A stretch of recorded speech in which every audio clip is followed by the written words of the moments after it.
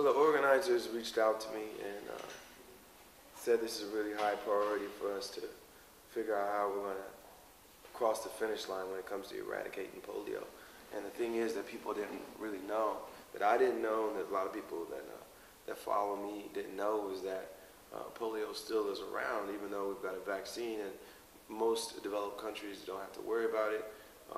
It still exists in developing countries, and it's a crippling disease, and it's something that we have the power to eradicate with some collective action. Well, the main focus for my philanthropy is an organization called the Show Me campaign that I founded a few years ago in 2007.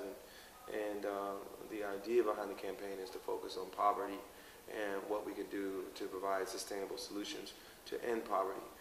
We work with people who live in extreme poverty in places like Africa, in Tanzania, and we also focus on issues regarding poverty in the States, particularly when it comes to making sure that education reform is reaching the poorest citizens in the States, making sure that quality education is available to every kid.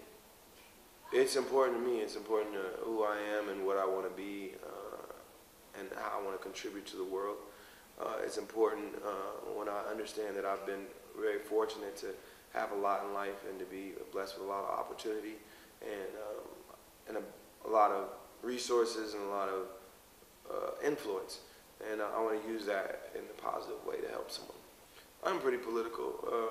I'm very aware of what's going on politically. I follow, U.S. politics and global politics to a degree as well. And particularly because politics actually matters. It means something to how people live. Resources get divvied up because of politics. Wars happen because of politics. These are things that really impact people's lives in a very significant way. Well, I write a lot about love and about loss and about the kind of inner workings of the heart and all those things, and I always find those things interesting, and I find that those subjects really connect well with people because it's something that everyone experiences, these emotions, and I think it's interesting to explore those emotions and try to tell stories that connect with people on that level. Well, I think every experience helped. I think playing in church growing up as a kid helped. Taking those piano lessons from a classical piano teacher helped. I think being in the school play helped. All these things help kind of mold you into a performer, and that experience kind of adds up and it makes you who you are as a performer, and I wouldn't be who I am without all those experiences.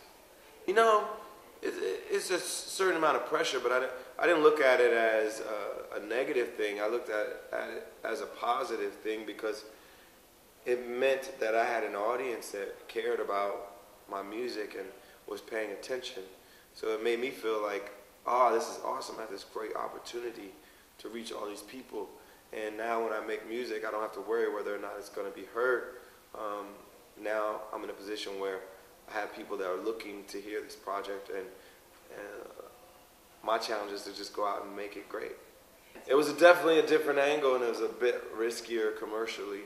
And we didn't sell as much as my normal albums sell, but it actually has sold about 500,000 copies worldwide and won 3 Grammys. So I feel like it was a successful project in its own way. It was just a different kind of success. And we knew that going in, that it was a labor of love, and it was a special project. And we looked at it that way, and our goal in doing it wasn't, we're going to sell millions of copies. It was really, let's make something great and beautiful that we want to put out into the world, and it'll find its audience, and its audience will find it. Well, I'm working on my next album, and after I leave here, I'm going to London to do some writing with Paul Epworth and Amanda Ghost, and I've been writing with Kanye a lot for the album and a few other producers and writers, and it's really coming together. I'm really excited for it. I think we have some great records, and we're close to having, all the best material I think that I'll be able to generate for it. But it'll probably be done by the end of this year, maybe early in January next year, and then we'll put it out probably by May. It's very soulful but modern. It's kind of like my take on what I think 21st century soul is supposed to sound like, really. That was my mission going in, was to, I just made this very deep kind of 60s, 70s soul album, and I didn't want to make a completely retro album again for this project. I wanted to say, well, what am I supposed to do, kind of carrying the torch for soul music in 2011, 2012? What does that mean? What does that mean sonically? What kind of choices should I be making sonically to really make a truly modern soul record? And that's what I'm attempting to do.